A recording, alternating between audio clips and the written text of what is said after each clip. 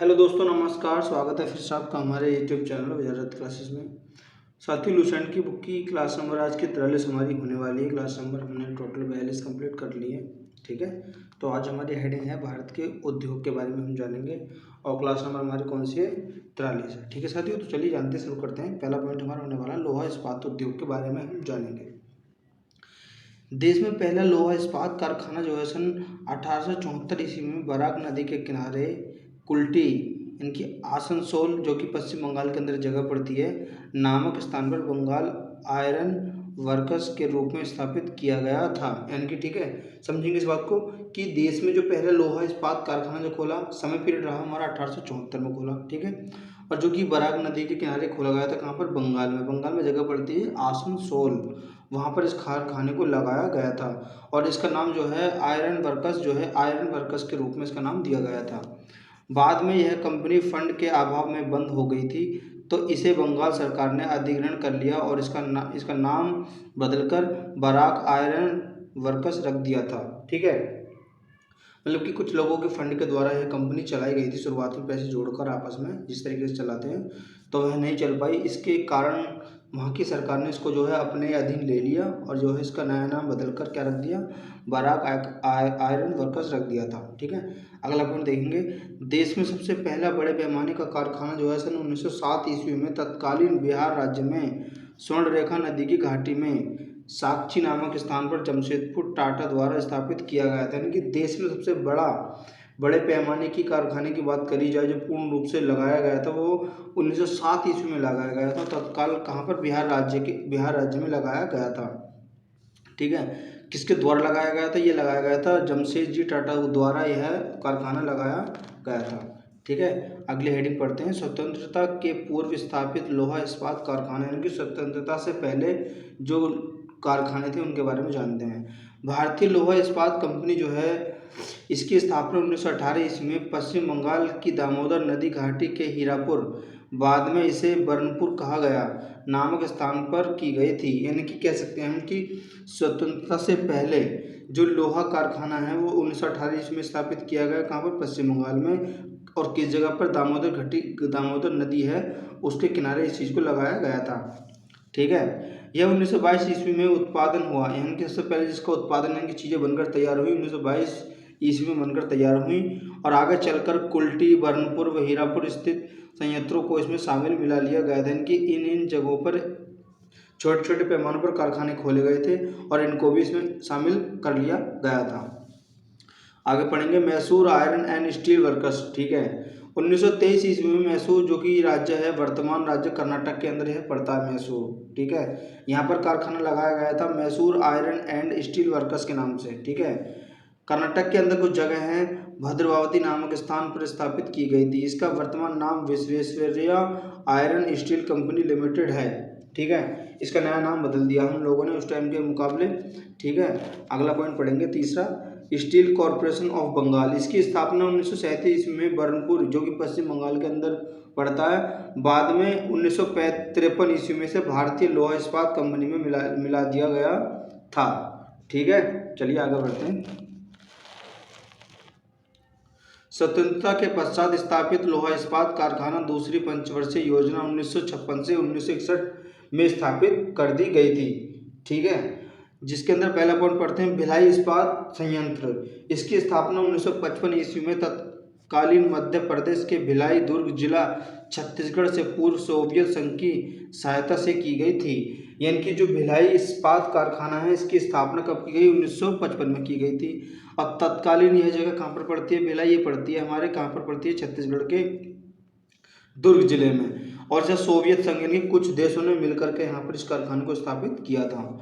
1959 में इसे उत्पादन प्रारंभ हो गया था। यानी कि 1959 में यहाँ से जो है चीज़ों का बनना और निकलना चालू कर दिया गया था, ठीक है साथियों। आगे देखते हैं सेकंड नंबर पर, हिंदुस्तान स्टील लिमिटेड राउरकेला। इसकी स्थापना 1959 में ओडिशा के राउरकेला नामक स्थान पर पश्चिमी जर्मनी की सहायता से की गई थी। यानी कि हम दोबारा से कह सकते हैं कि हिंदुस्तान स्टील लिमिटेड की जो स्थापना है कहाँ पर? राउरकेला में हुई है, जो कहाँ पड़ती है? जो कि ओडिशा के अंदर यह जगह पड़ती है, राउरकेला, ठीक है। और यह किसकी सहायता से? पश्चिमी जर्मनी की सहायता से यह कारखाना खोला गया था। आगे बढ़ते हैं। तीसरा, हिंदुस्तान स्टील लिमिटेड दुर्गापुर, इसकी स्थापना 1956 ईस्वी में पश्चिम बंगाल के दुर्गापुर नामक स्थान पर ब्रिटेन की सहायता से की गई थी। ठीक है, 1962 ईस्वी में इसका उत्पादन आरंभ हो गया था। किसका? हिंदुस्तान स्टील लिमिटेड दुर्गा का। तीसरी हेडिंग पढ़ेंगे, तृतीय पंचवर्षीय योजना में स्थापित कारखाना, यानी कि जब तीसरी पंचवर्षीय योजनाओं को लाया गया था तो कौन कौन से कारखाने स्थापित हुए थे। बोकारो स्टील प्लांट है जो कि तृतीय पंचवर्षीय योजना के तहत यह उस समय लगाया गया था। इसकी स्थापना 1964 ईस्वी में तत्कालीन बिहार राज्य, जो कि अब झारखंड में आता है, के बोकारो नामक स्थान पर सोवियत संघ की सहायता से की गई थी। यानी कि हम कह सकते हैं बोकारो स्टील लिमिटेड की जो स्थापना है सोवियत संघ के द्वारा यहाँ पर की गई थी। कहाँ पर की गई थी? झारखंड में की गई थी।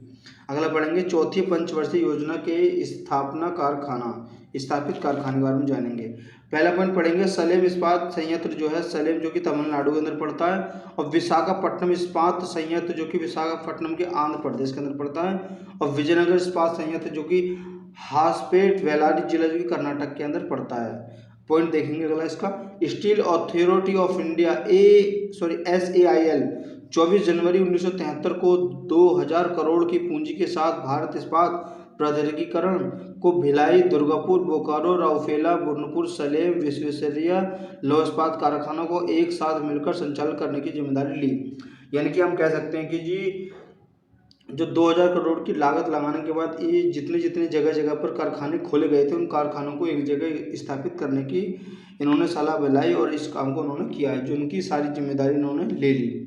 ठीक है, इसके अंदर अगला पॉइंट पढ़ेंगे, वर्ष 2014 में भारत, चीन, जापान तथा USA के बाद विश्व का चौथा सबसे बड़ा इस्पात उत्पादन देश है।